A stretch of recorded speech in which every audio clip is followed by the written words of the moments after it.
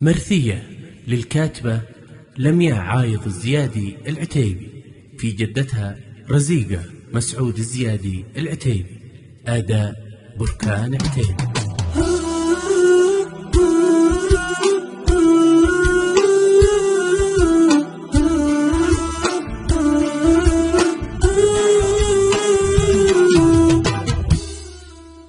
الحزن في قلبي له سنين يا سعود، كنا الجبال من الأسى فوق متني، عامل مال الحزن في الخافق حدود، والعين بدموع الحنين أحرقتني.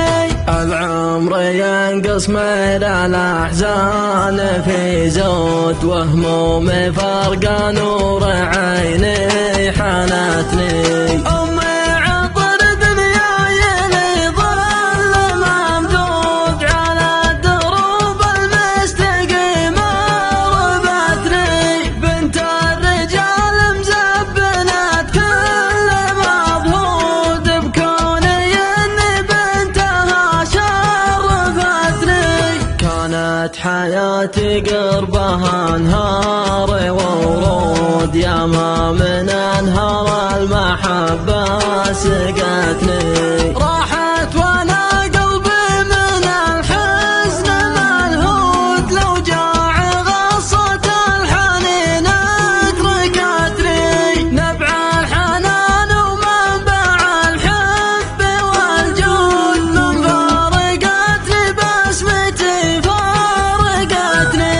يفز قلبي كل ما هبت النود، من يمي قبر تسكن ساكنتني. دايم وطارها على البال موجود، وان جيت انا بطيوفها عانقتني. اقسم قسم والعمر لو طال محدود، من سمى يلي بالحنان احتوتني. يالله يا رزاق يا خير معبود، بجنتك تجمعني بمن ربتني.